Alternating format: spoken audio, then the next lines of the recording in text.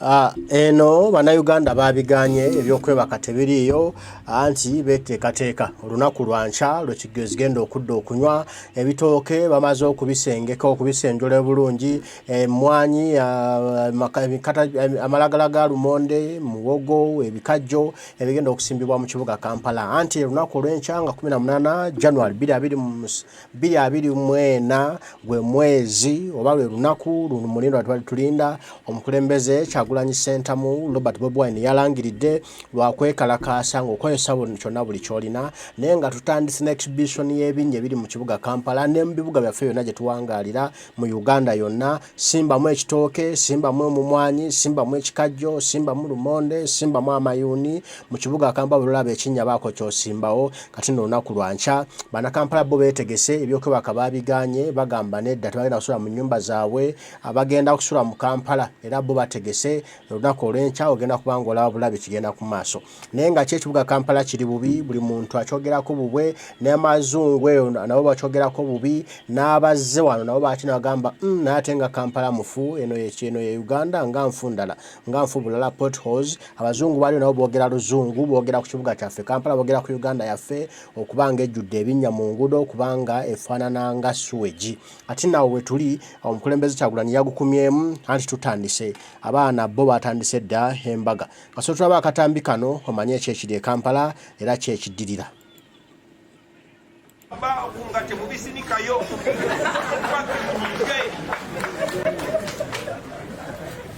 tukyogeddeko wano era njagala okuba nange okwongera eddoboozi lyange ku nsonga eyo ekimu ku bizibu bye tubadde nabyo ge makubo agalinga agalimu entaana buli woyita tubasaba amakubo ago mutandikire okwekalakaasa mu ddembe asobola kyosobola okukola mu kkubo eryo kikolemu oba osimba mu kitooke oba okolamu eryo ddembe eryo constitution etukkiriza okwekalakaasa mu ddembe bannange mwekalakaase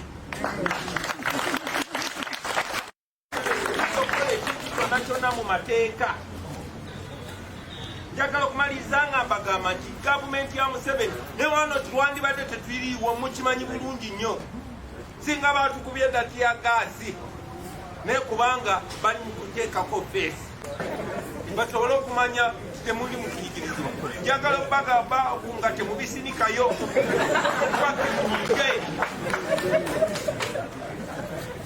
tukyogeddeko wano era njagala okuba nange okwongera eddoboozi lyange ku nsonga eyo ekimu ku bizibu bye tubadde nabyo ge makubo agalinga agalimu entaana buli woyita tubasaba amakubo ago mutandikire okwekalakaasa mu ddembe asobola kyosobola okukola mu kkubo eryo kikolemu oba osimba mu kitooke oba okolamu eryo ddembe eryo constitution etukkiriza okwekalakaasa mu ddembe bannange mwekalakaase okukola ekintu kyonna kyonna mu mateeka. Njagala okumaliriza nga mbagamba nti gavumenti ya Museveni ne wano twandibadde tetwiriiwo mukimanyi bulungi nnyo singa batukubye dati ya gaasi naye kubanga bali mu kuteekako feesi baagala okulaga tibakkiriza n'abaopposition okusinkana. Kaakati njagala mukozese eno chance mubalabise mubalabise bw'abawo empisa omuntu zatakola omutayiminga we banamulabira mujja kulaba okufuna chance eno endala. So yonna yonna gy'oli munnayuganda oba oli omukuffe oba toli omukuffe oba oli munnabyanfuzi oba tobiriimu labisa mu ngeri yonna yonna esobola. Oba owanika kipande nga bayitawo n'ogamba bannange tuli basibe oba mwoganye ne mugamba abo babbi kuba abatufuga babbi Museveni mubbi n'abantu abamwetolodde babbi. So tubasaba tuve yonna gye muli ffe tujagenda maaso byonna kye tusobola nga ffe era nga tukwatidde wamu ne bannaffe bonna bonna abaagala enkyukakyuka program eneebeerawo eneeyamba ocreating awareness n'okunafuya mwami Museveni nga tukola bye tukola ate nga tukola ne bye tukola ne bannaffe bonna. Nammwe njagala okubakunga bannange mwenna abali mu pati zaffe ez'enjawulo ebiseera bingi nnyo tubadde tugezaako okukwatagana ffe abakulembeze ate nga mmwe mutuuzoganye tukwatagana ate nga mwenu musojjasojja kubanga oyagala oba kansala kubanga obagala oba meeyo oba mp nga mwemekinga kiwa tetukwatagana yemmwe balaba abasinga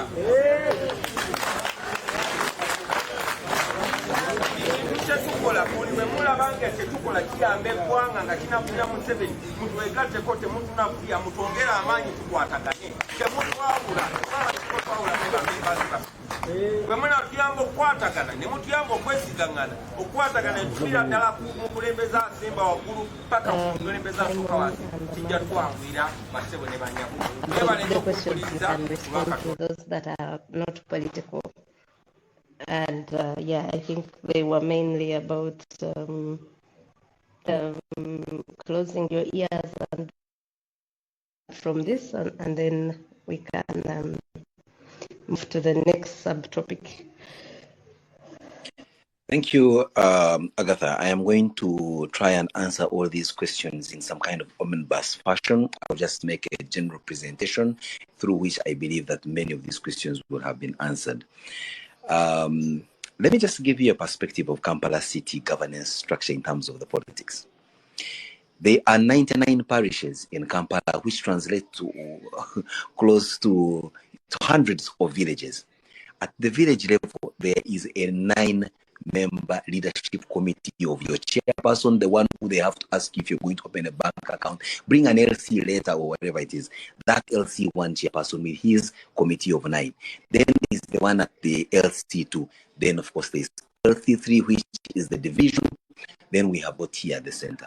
We have got just those leaders. Then we've got councillors at division level. Then we have got Lord councillors at the main level, led by the Lord Mayor. Then you have got 2 ministers of Kampala and whatnot. In total, our rough estimate is that there are about 4,000 political leaders in this polity called Kampala. So when you say that the technical arm of the management of this city closes its ears, it's simply not something that can possibly be done comfortably, in the sense that all these power centers, right from the grassroots to the top, are representatives of the people who present their concerns. The moment you are putting in place a policy that will possibly rattle some feathers or will possibly deny one of these 4,000 leaders a vote, then you clearly will have your ears pulled, no matter how much you want to close your ears. But also goes to tell you that KCC is not a non-responsive entity. No, we have a heart and soul. And so sometimes opening up your ears and listening in infrastructure, which is the elephant in the room and the reason we're having this conversation, that give Kampalans nothing else but give them infrastructure. They will survive and thrive, because you will have cut down on the inconvenience of having to spend lots of hours navigating potholes. Give them infrastructure that they are proud of. Make their drainages able to work so that when it rains, they do not suffer the flooding. And all this is meant for the well-being of the people. So the 3 legs are technology, infrastructure, people well-being. And if you know what a 3-legged stool is, there is one they popularly call Maraya Sika. That if one leg is broken, the stool would never stand. So all these, the 3 legs of this smart city agenda are as important to the stability of the smart city agenda. And so while you talk about our behaviors and what seemed to have fallen apart in terms of enforcement, that there was a time folks were arrested for stepping on the grass. Yes, but guess what? Now you'll be surprised to find government-plated cars parked on an island of green on Nile Avenue with the impunity. You will take a walk outside the parliamentary building and see ourselves with beautiful cities that are able to possibly extend some arms to us and all sorts of things. But even furthermore, you'll be surprised that we are also carrying out outside this African Development Bank project. There is huge works that have started on improving our junctions, or you call them roundabouts for the most part. If you now go to around Spear Motors Junction in Nakawa, you realize that a Japanese company called Koinake is on duty. They are going to put traffic lights there in places, and they are being ordered. There is in fact a whole decongestion campaign in the city. I didn't intend it to be in that. For KCCA, This has been raised by so many local governments. But we have one example of Pader, which used about 8 million shillings to plan. If you Google satellite images and look at Pader now, it is still rural, but it is developing in a planned manner. And they used little money. So, and there are local governments that have a bigger budget than that, but they don't prioritize fiscal planning, or they don't comply, they don't ensure there's enforcement. So funding is not really a major issue, but I have a big problem with enforcement in Kampala and compliance. And it doesn't mean that people should be beaten. People have become hard because we in leadership have created that chain, that self-reinforcing behavior, that since it has been happening, and so as a leader has done it, and we have an office of fiscal planning, and they know about my plan, the building is in the road reserve, I think it's okay. So this habit is making enforcement impossible, and people have become hardened. And so to change this, we need to involve the citizens in our planning process, but also strengthen the ability of enforcement to be on the ground. I want to tell you that there's a place in Kisementi, around Acacia Mall, border borders used to cross through that square. Police failed, I think, traffic police failed to stop them, but the border borders stopped themselves. That stage will arrest any border rider that crosses through that square. And they are the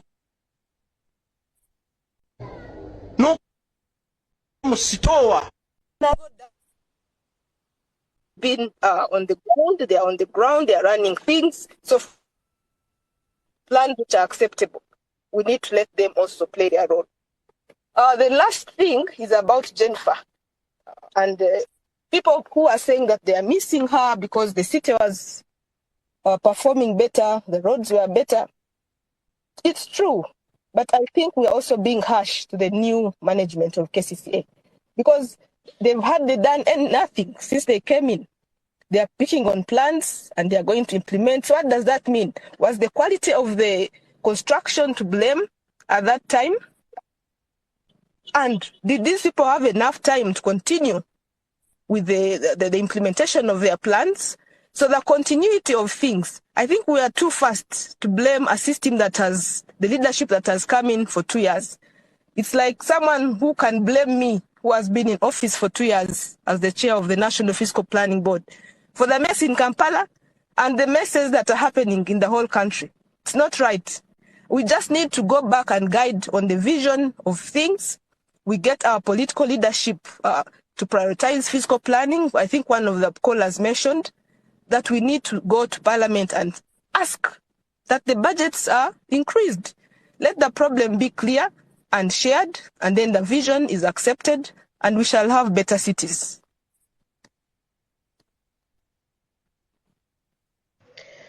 Thank you very much, Amanda. And yes, I'm going to allow the next set of questions, but we want to also include the other segment of this discussion we wanted to have, so you can comment about it and ask a question, or start with your question if it is to Simon or Amanda and comment about it. And it is the Kampala pothole exhibition. When Spire, and unfortunately he hasn't been able to make it here. When Spire first wrote about it on Twitter on Saturday, I laughed and said, I laughed at the word circumference and edge, that he wanted people to caption the potholes with their circumference and edge. I don't remember even what the word circumference means, because it was one of those hard mathematics terms that I didn't know. And I laughed at it, not knowing it would be this huge. So what we had wanted to discuss in that segment is, because Simon gave us here a go-ahead to demand for better, to demand for services. And like many government or civil servants who are saying that it's unpatriotic for Ugandans to expose the potholes and put the city and the government to shame. So what do you think of using these mediums of social media, for example, to advocate for for issues like this, because we have seen that protests, physical protests in this town are no longer feasible. But now we've seen a protest that has worked without shedding blood or people being arrested. Going forward, if there's anyone who would like to comment about that and the lessons we pick from that, I'm going to start from Juliana, and then Mado Isaac, and Moses, and then my friend whose name is an email address, W Mungadi or something. I hope you can tell us your name today because you're always on these spaces, but I don't know your name. Juliana? Juliana, but never mind. Hi. I just wanted to come in because, number one, I am sad that it has taken a satirist to actually have people talk about this and discuss this. I am a child of 1980s Kampala. Roads in Kololo and Nakasero and the surrounding areas actually were roads. If you go back, now 40 years or 30 years on, Kampala is a massive slum, no matter how anybody puts it. You have people preparing food next to drains. You have people, and this idea of potholes is symbolic of the general decay and sort of dilapidation of the entire city.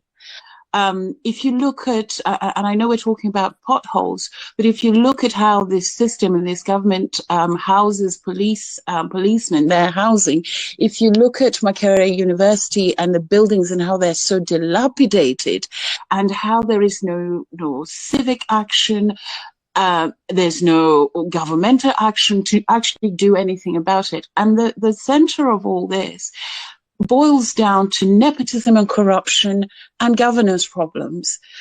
You have people who should have no business being in planning or have no business being anything to do with civil engineering or road building in positions where they hold the key or they're the ones who sign off on budgets. So you have so-and-so's wife and concubine and sister and child responsible for key areas within the administration, not just of the city, but of the civil service. And they're hindering very, very competent people. I think Amanda is one of those ladies who I do follow, who genuinely needs to be given a voice. Now, a lot of people will can perhaps say that why her? And again, it comes down to it's not a coincidence, for example, and I'm not, I know when Baganda talk about this, they're accused of being tribal.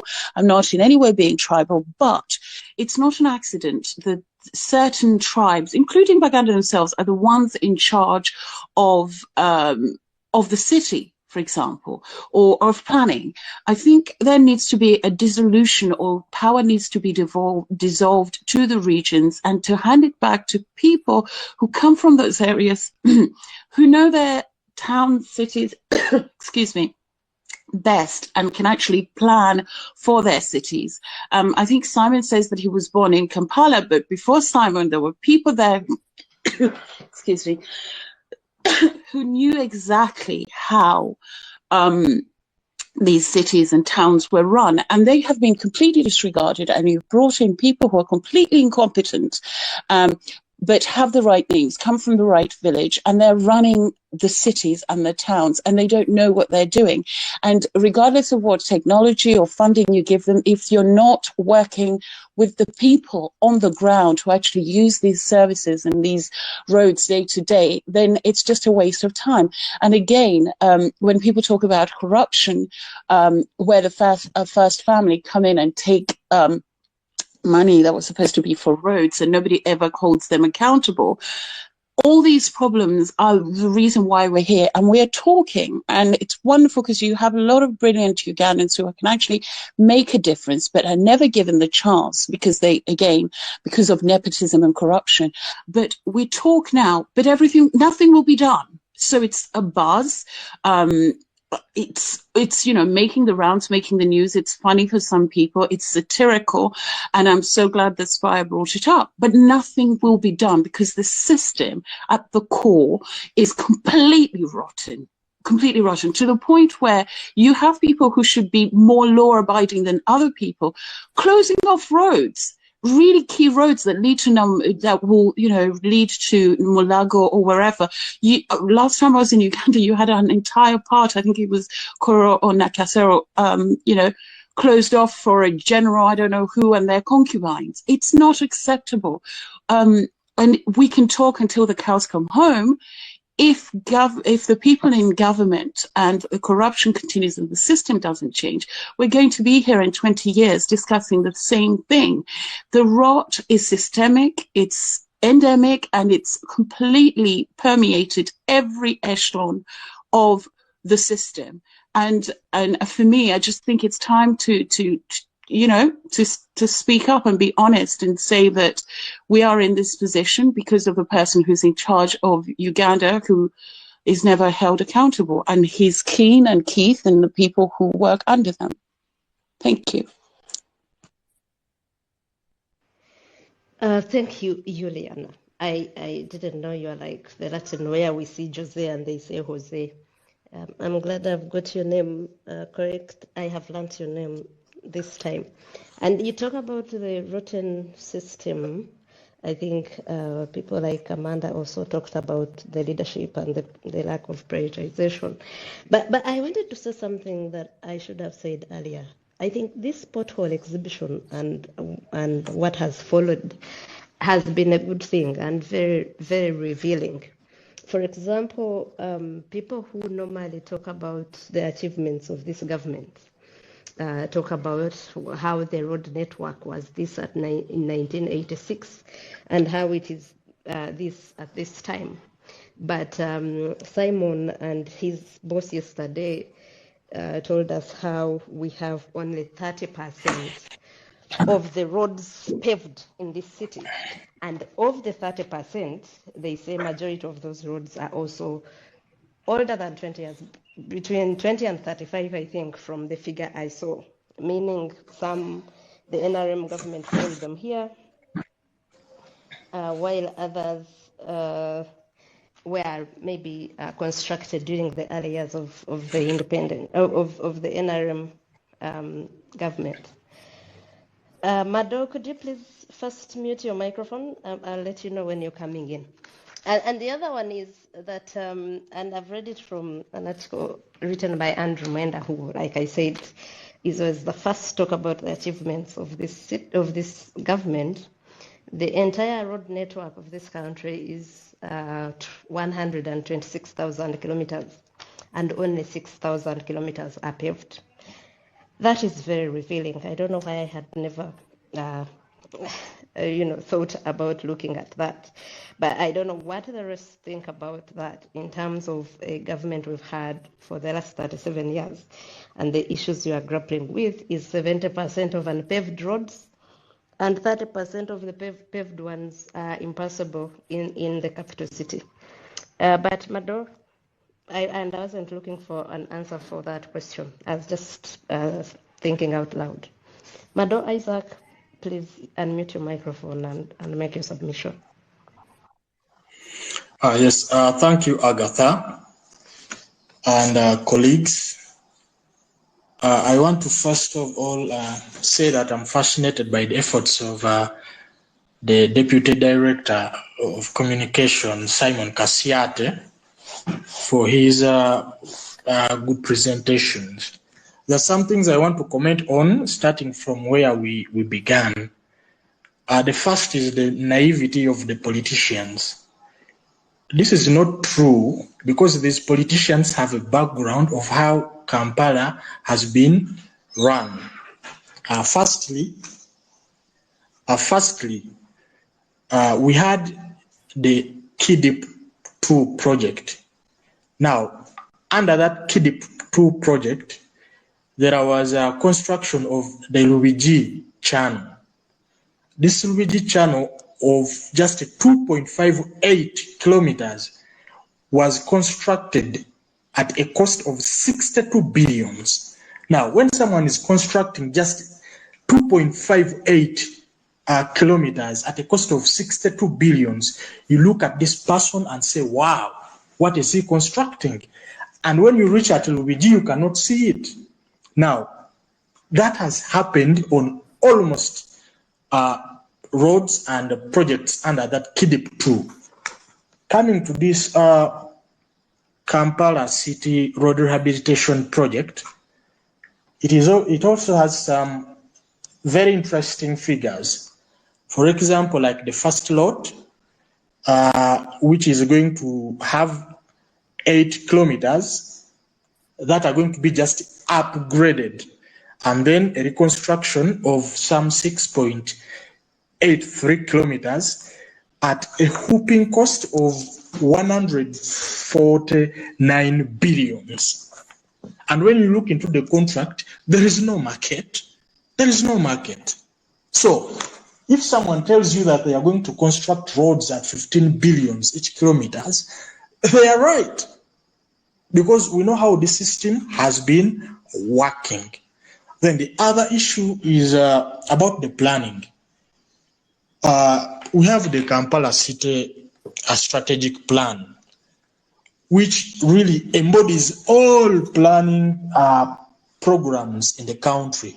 The National Development Program 3, the UN SDG 2030, the 2063 African Union Protocol, and everything, and the Vision 2040. So we have a plan in Kampala for these 5 years, and this plan is costed, or when they were making it, it was costed at 6.9 trillion. Now, when you put in the inflation and everything, it is expected to take like 14 trillion for a period of 5 years. Now, you're speaking about Kampala, which remits almost 65% of taxes, and they're asking just 14 trillions in 5 years. In 5 years.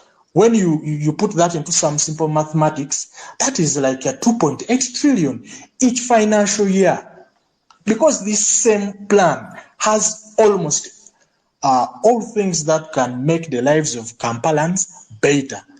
But this financial year, 2023 to 2024, 400 billions. Now, that is like a seventh of the 2.8 billion which is needed. Sincerely, what can you do with it? The country who under Article 5 of the Constitution administers Kampala, says is giving 6 billion to work on potholes. If you are constructing a single road, you're upgrading a road at 15 billion. Going to do with potholes we are seeing. We have potholes on each and every road. Isaac, can you conclude? When you look at that pond at industrial area, it can just sit on that 6 billion because I'll conclude with telling members out there that the Authority Council passed a resolution asking the government to remit at least 3% of the national budget to Kampala, because we are the cow that is being milked. This is money enough to whittle away these potholes, create new roads, and improve many other infrastructures. So I think the challenge in Kampala is political, by Museveni, who wants to make the opposition look bad, which is not in its true sense, because people are working day and night to see that Kampalans get the very best. Then on the other side of why the Kampala pothole, just a sentence. On the other side of the Kampala pothole exhibition, why it has been successful, it is because this regime has been very, very brutal on people who are demonstrating out there on the roads. So when you tell people to take to Twitter and other social media platforms to demonstrate, they will do it because no one is going to follow them up. The moment the Ministry of National Guidance decides to clamp on them on this Twitter space, you will see that many people are going to even get off the Twitter space and many other social media platforms. Thank you very much. Thank you, Isaac. The next person is Moses and then James. We're about to conclude the space, so we'll get back to our speakers later to say their last concluding remarks on it. Moses?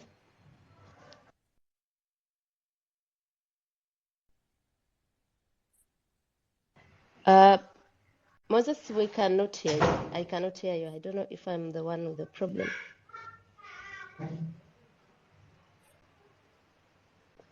Godwin, can you hear us? No, I can't hear you either. Moses, maybe you need to fix something because I see that your mic is unmuted, but we cannot hear you.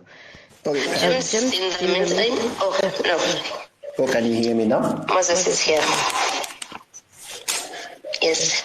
Okay, yeah, evening everyone. Thank you, Agatha, for hosting this space. It's quite an interesting topic. And I will not divert so much from what the previous participants talked about, but I have around 3 points. Just to supplement on the last submission, I think one of the biggest issues we have in Kampala is the lack of political will. And this is really driven by, I think, political immaturity we actually have in this country. I, as a very strong supporter of NRM until 2016, I even have the NRM card. But the lack of political maturity in NRM has really drove me away from the party. And Kampala is an economic zone that benefits everyone, irrespective of your political affiliation.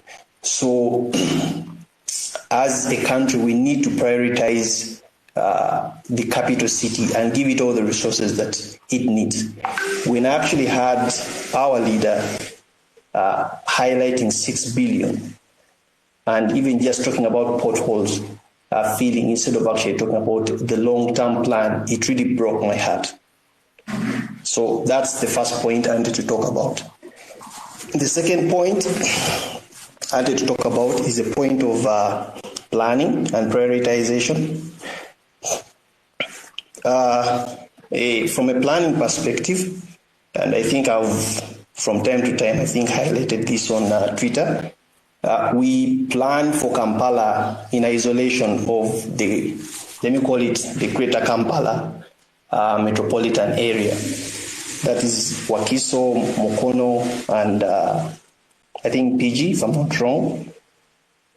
Right now, I think Simon talked about the cost of acquiring land in Kampala being a problem and the constraint in most of the infrastructure project.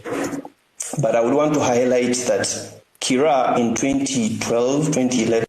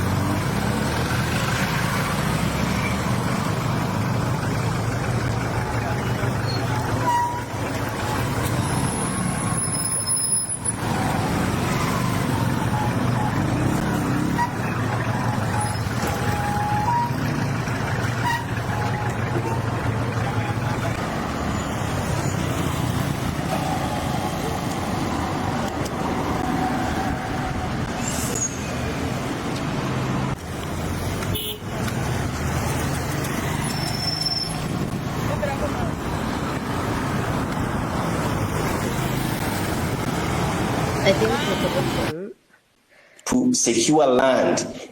Because I'll give you an example, the road that goes all the way to Nakwero from Ntinda, that road at some point was non-existent. Kira municipality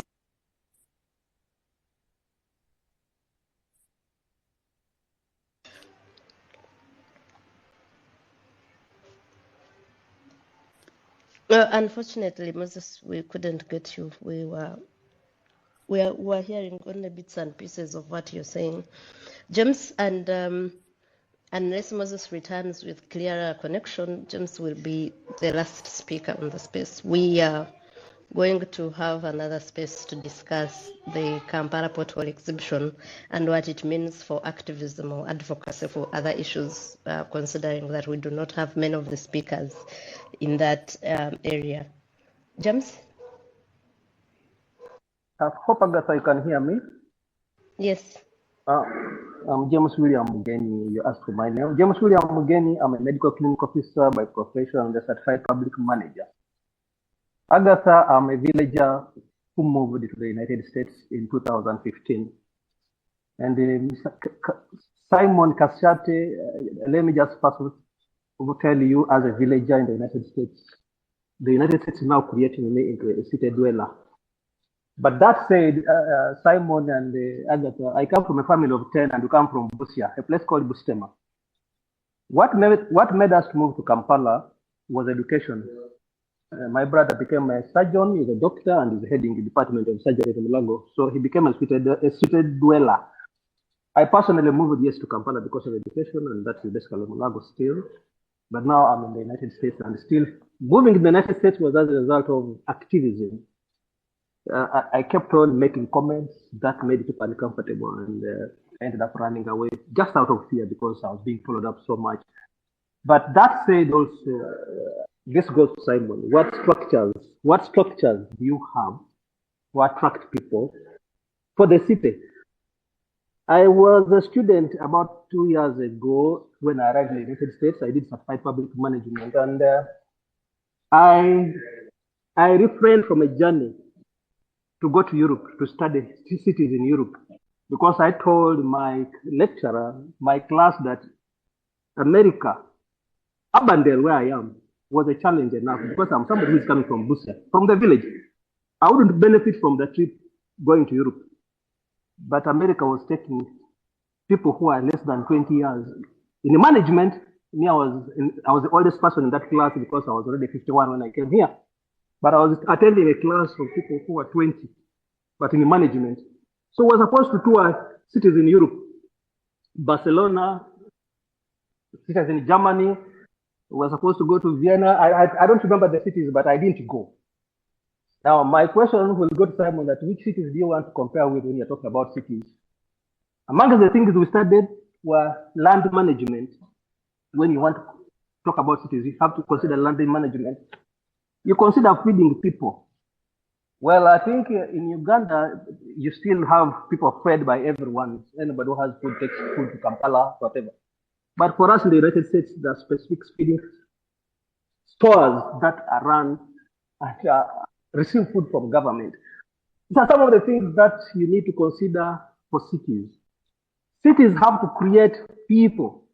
We now have people moving from villages. I moved to Kampala because of studies. But we now have villagers moving to Kampala, and they want to become urban dwellers. What effort is there? Like I told you, when I reached the United States, I reached in a city, and I had to become a city dweller. There are changes, there are things in the city, which include education, that change you to become a city dweller. So some of those potholes you're talking about are basically because we have villagers in the city. But again, the role of citizens in public administration, that's another thing we studied here. The social media. If you want to follow my governor, she's Kim Reynolds on Facebook. You'll find her there, fully engaged with the people. So you need to do some of those things. Public engagement is so important. Kudos to those who are showing potholes. Next, I've said let's show sewage. I've already got pictures coming from Kampala. Those pictures are coming from Kampala of sewage. So the social media itself is a force for change. Agatha, I'm being called to work. Thank you. Thank you. Thank you, James. I am afraid we are not going to take any more questions. Our time is fast spent. We have actually overshot it by 20 minutes, but I'm going to give our panel to say their concluding remarks on this topic. And also Godwin, who is our host, and Agora to say the last word here. Amanda, let's begin with you. And Simon, I am going to request you again to return on the platform. Oh, this is very interesting, and it's never enough time, Agatha. Some other opportunity and keep it moving. Yeah, so from all the comments and from what we know, personally what I know, is that Kampala can be regenerated. We have not lost it. This habit of planning and we implement and run away and we think it's done should stop. In planning, we need to have a maintenance plan, which I think never happened. Things are done and we go to sleep. I would like to encourage all of us who are in positions of leadership in terms of planning for cities, not only Kampala. We need to make sure that we replan, we maintain.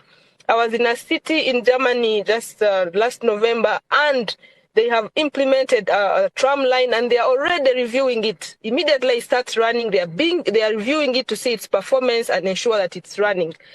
With this business is what killed Kampala, from what Julian explained. There are people who used to live in Kololo. They are complaining how they no longer have public open spaces. Kisementi used to be a square where people used to play from. Now it's full of cars. Simon, this is one opportunity for you to create that space or at Acacia Mall and put there like a fountain, a public place for families, for people to enjoy the city. It is not supposed to be for cars. It's also about people. And I remember also during COVID, the president directed KCCA to have ways to have bicycle lanes. Potholes are filled today, tomorrow they come. I don't see any change. There was a drainage master plan, one individual talked about.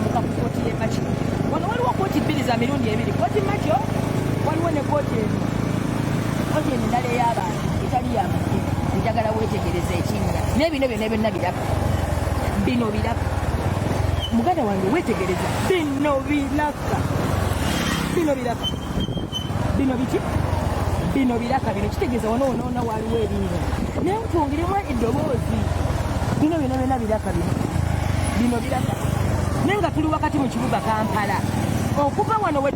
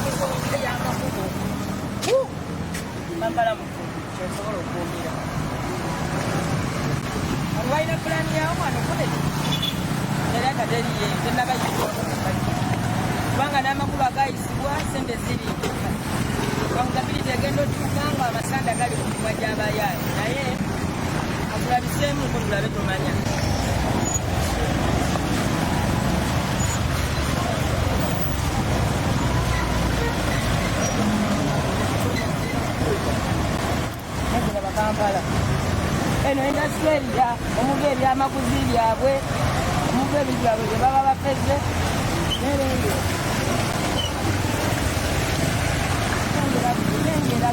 nengerabako wakati mu kibuga okuba wano okutuuka e Kampala wansi nengera kale njagala mwetegereze okuba wano okutuuka wansi ambulensi y'eddwaliro intuuse eryanda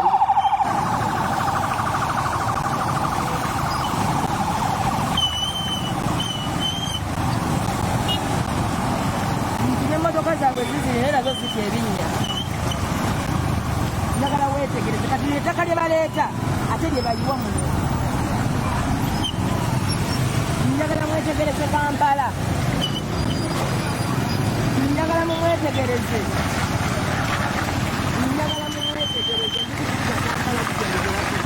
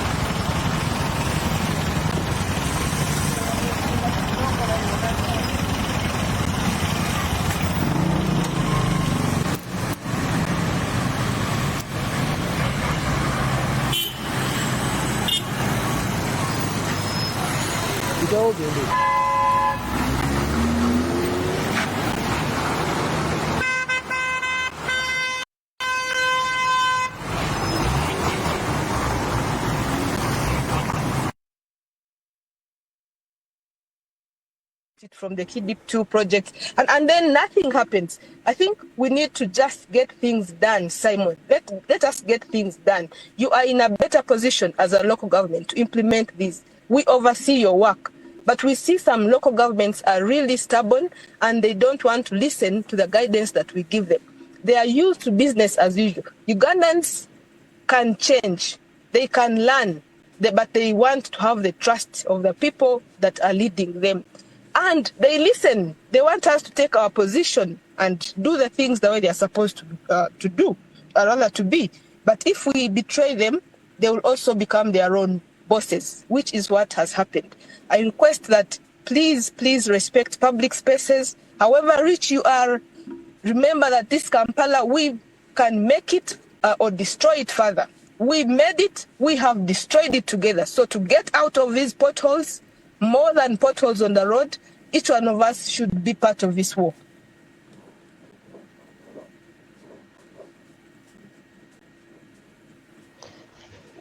Thank you, Amanda. Thank you very much for being part of the space and for saying what you've said. We are used to calling people from government for just a formal position, even when we know they are going to say a lot of lies. But I am glad that today you and Simon admitted where the problem is, even if you are in those offices that we are looking up to resolve these issues. And I think admission is a great way to start. Simon, I have been trying to invite you back to speak. Yes, Simon, your last comments on this as we conclude.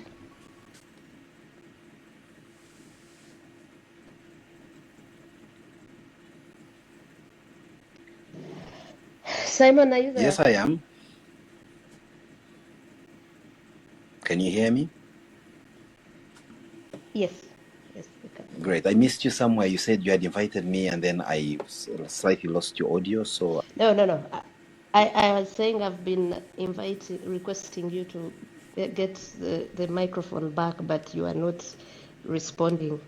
So we are just giving concluding remarks. I don't know if you had Amanda's conclusion. Louder. And there was a question. There was a question specifically to you. I think it was from James.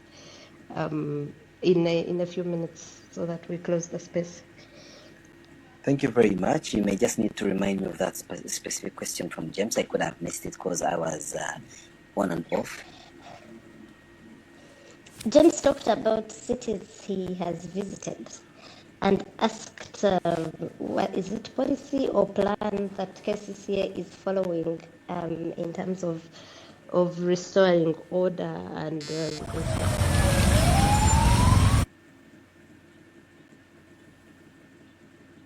infrastructure. I think, Okay. unfortunately, What I don't cities to think he's compare still it on with? to clarify. Well, Cities in Europe, really.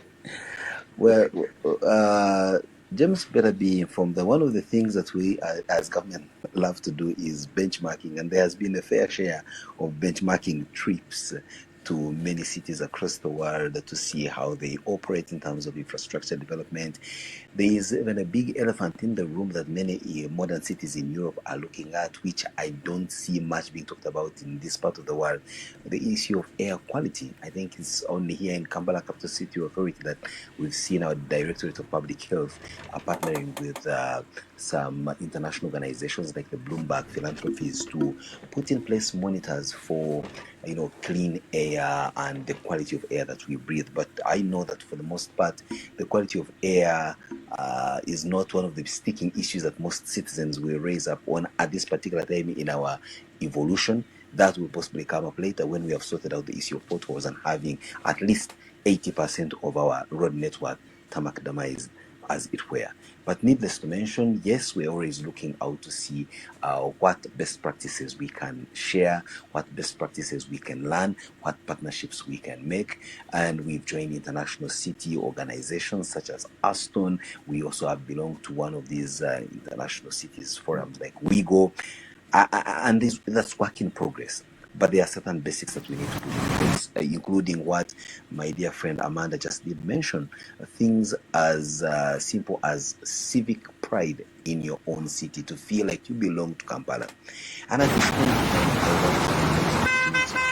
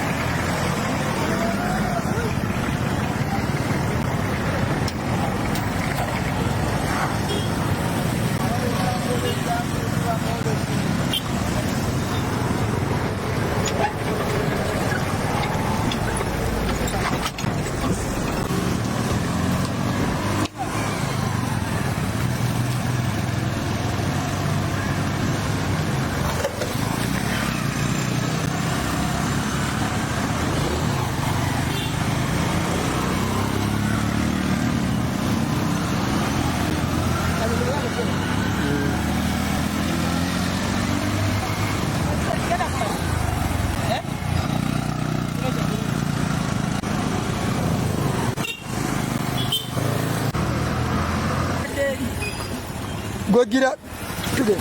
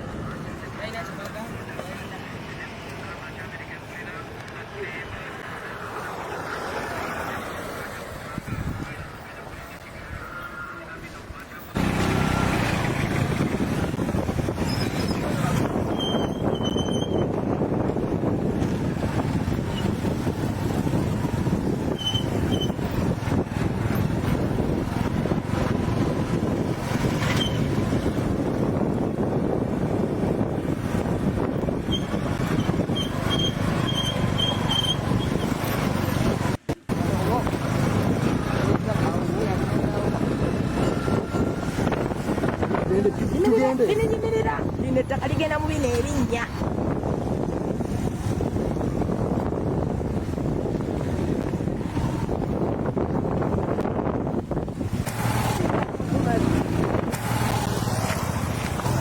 It's a very good morning.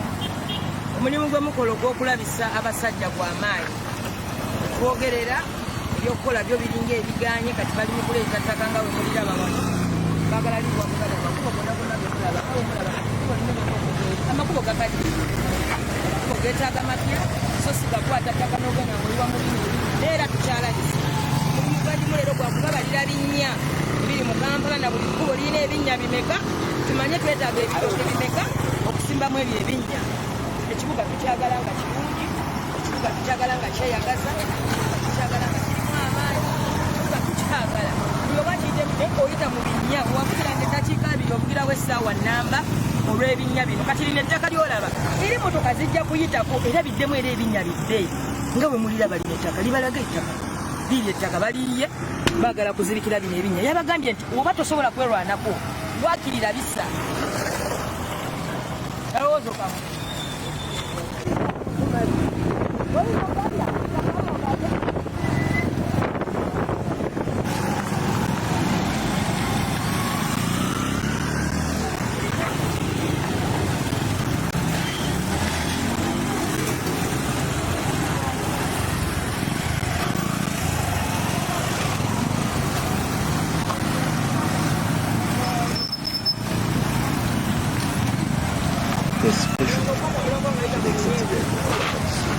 We are showing each other. He's showing off, I'm showing off to him. We are guiding the conversation. And it's healthy. Why? Because we believe that a citizenry deserve to be listened to. Amanda did mention that urbanites are extremely demanding people. You're very right, Amanda. If the basic meal of a Ugandan provided for by the state is posho and beans, an urbanite will demand bread with butter. When you give them bread and butter, they will want oysters. When you provide them with oysters for breakfast, they will demand bacon and eggs because their needs, desires, and aspirations are simply insatiable. So as a city authority, we need to be responsive to the fact that urbanites will always demand for better, and we ought to put ourselves in a position to deliver to their expectations within the available circumstances in which we operate, and where we are unable to, like is the case with infrastructure building, where we are appealing to everybody that cares to listen in the structure of governance to say, can you give us more resources to answer to the clarion calls of these different people? So I am happy to have participated in this conversation with you, and I thank you, Agatha and Toko, for creating these kind of spaces that allow folks to exchange ideas, but more importantly, to also share truths where they exist. And I'm also glad that, contrary to possibly what you normally get from other government agencies and their spokespersons, we come off to say it as it is, to also show our vulnerability where we require it. And that's why, for example, my executive director has been all over the place saying, look, you show me pictures of potholes, fair enough. Believe you me, I know, because my team goes out there, myself go out there to see them. We actually know these potholes by name. But we are constrained and shackled in our ability to sort out the problem to an end that is satisfactory. And, she goes on and appeals and go to all these different places. Very finally, I may not have articulately answered all your questions or your concerns or shared as much information as I can about KCCA. I'm happy to inform you that later on tonight, the Executive Director, Dorothy, will be on the spot on NTV. So if you have a moment, you may as well tune in and listen to her elucidate more on some of our challenges, the prospects that we have as a city authority, and what is in store for us in as far as service delivery is concerned. I thank you. Thank you, Simon. Thank you very much. I appreciate you and Amanda being on this space and spending more time than we had actually told you about.